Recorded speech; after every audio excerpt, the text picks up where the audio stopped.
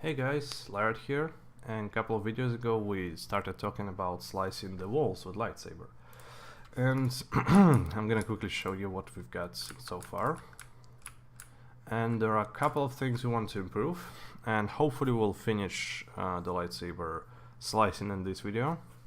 But let's see how much time do we have, how many things we can fit in our video. So first of all, there are people who ask me, I'm just running around it, and as soon as my lightsaber touches it, it slices it. And of course we don't want that in the long run, although there may be some reason why. I mean, it makes kind of sense, right? It's really like hot plasma trail according to Star Wars lore, but of course our slicing kind of looks weird right now, so there's no reason to keep it that way. So let's go ahead to our lightsaber class, blueprint class, and here we have our logic in the tick, and in the tick event we're doing line trace by channel, and if we're hitting, then we're trying to cast a slice wall and slice the proc mesh. Okay, let's make one more distinction here to make it work as we expect, only when we are attacking. So we have an on-in-char ref, let's get him. And let's go ahead and let's see, do we get the character? Yeah, let's do the get character. Or, well, first of all, let's see, do we have actually any functions there about montage? Yeah, let's get anim instance as well. Yeah, so okay, anim instance is actually anim blueprint, it's just called differently here. And when we have anim instance, we can actually go ahead and check montage. Is montage playing? And we're asking any montage is playing, right? So if that's the case, then we will try casting and doing our thing. If not, we will not be doing anything. We could also be checking, if is attacking is true for the character, but let's stick with that for now. Okay, so I have my lightsaber on. I'm just walking around the wall, nothing happens. But then I start attacking, and now, of course, we're slicing the wall.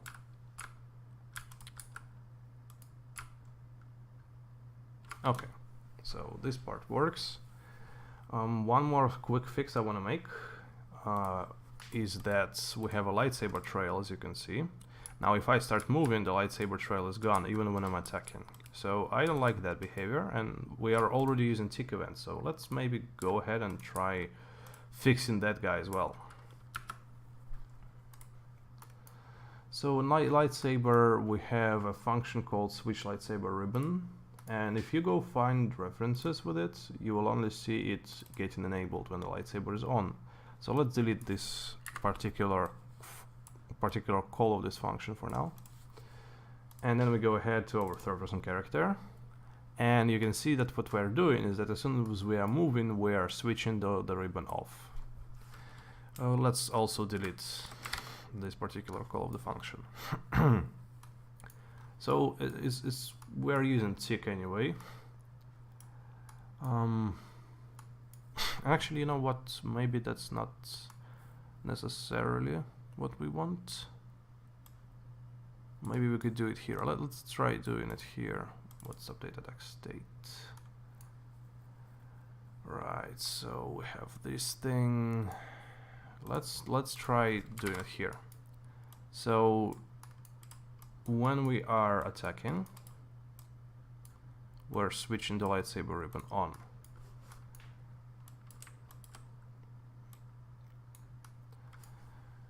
And when the notify ends and we're switching the attacking off, let's switch lightsaber ribbon off as well.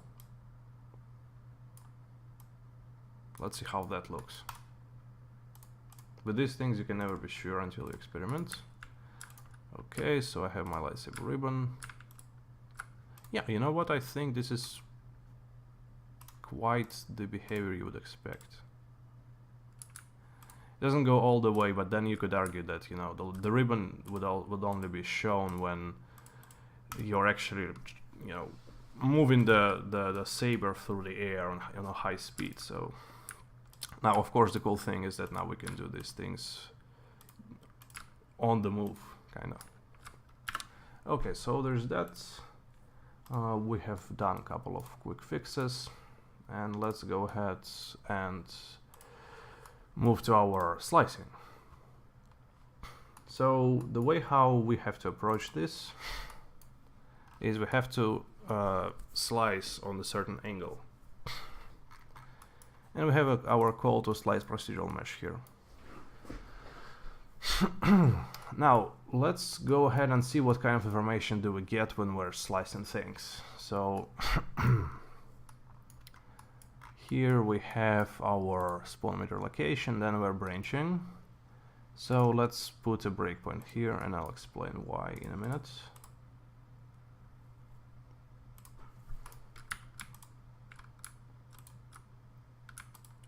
And the breakpoint never fires. I wonder why. Yeah, because we're trying to debug particular lightsaber. So let's see if we remove the debug thing. No, it still doesn't work. Interesting. Okay, so here, of course, you're selecting the object which will be debugged. So I'm gonna go ahead and click play.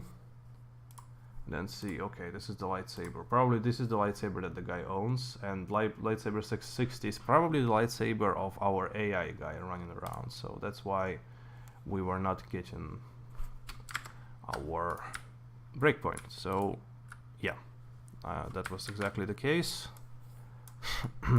And that's what happens here. So when you are breaking in your code and blueprints, you kind of get opportunity to check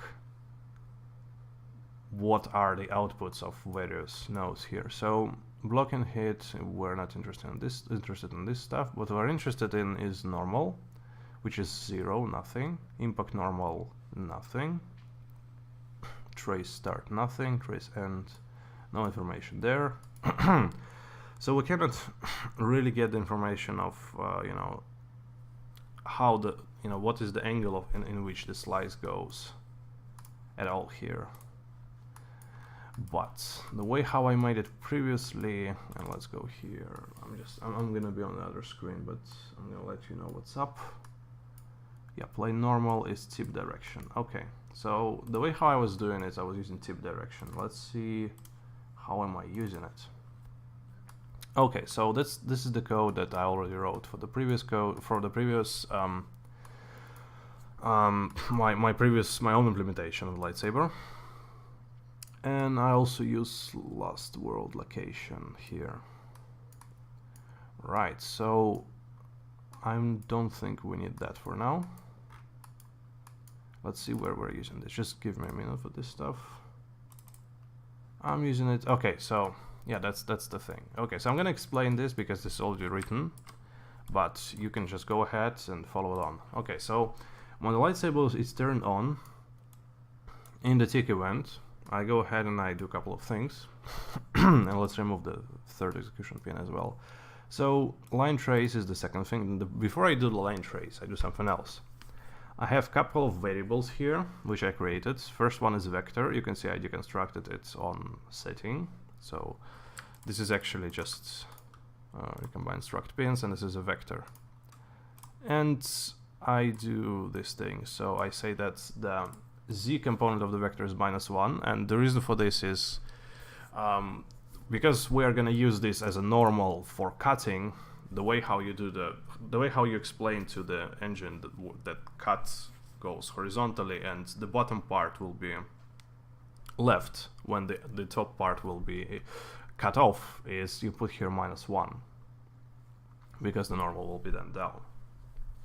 If I put here 1, the top part will remain and the bottom part will be removed. And I can demonstrate this, by the way, because we're doing slice procedural mesh and we have a play normal, and I just put tip direction here. I think that was the way to go. So let's see what happens. I'll keep explaining it, but first let me, yeah, okay. So it does kind of what you would expect. I don't think the angle is exactly right though. But let me see if I'm Yeah, I'm just using that angle.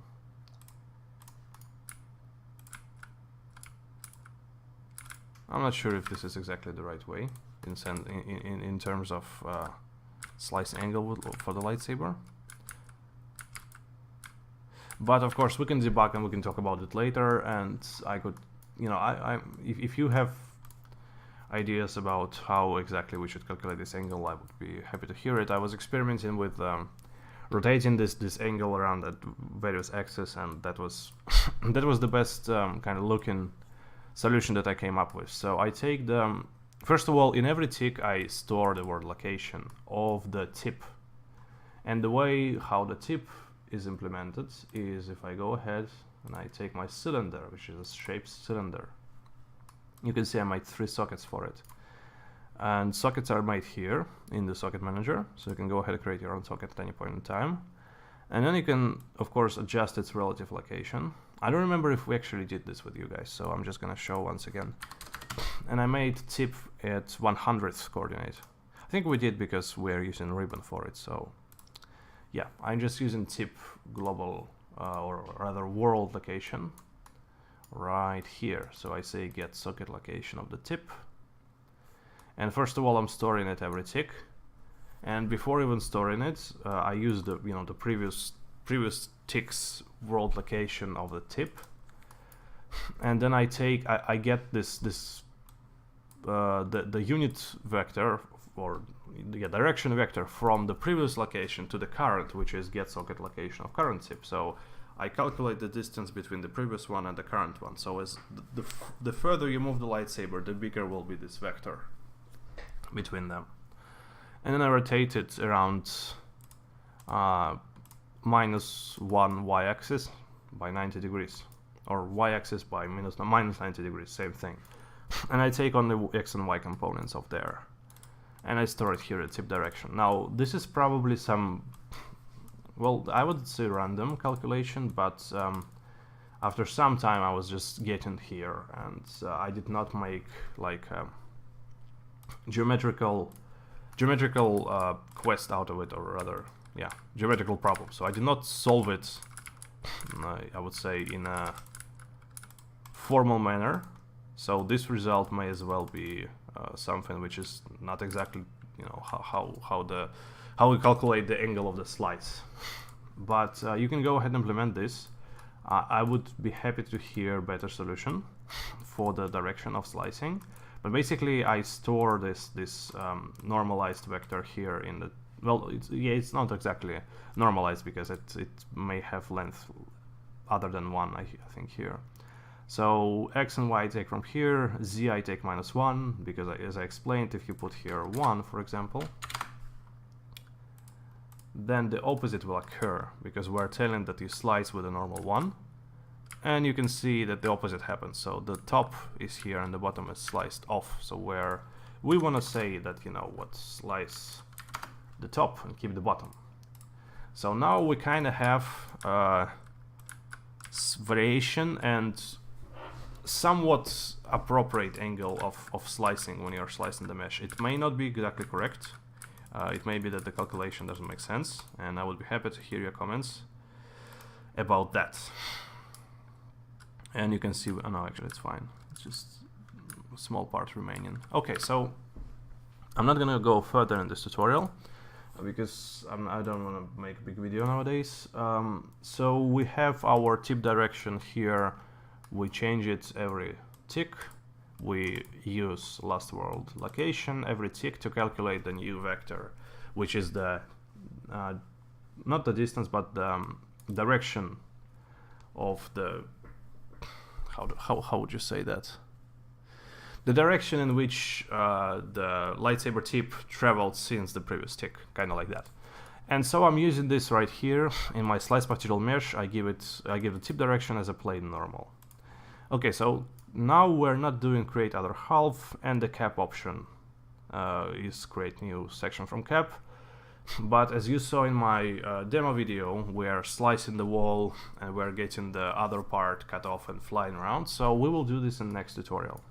So thank you for watching. Now we implement a couple of fixes and move forward with our slice and mesh tutorial. So see you next one, and bye bye.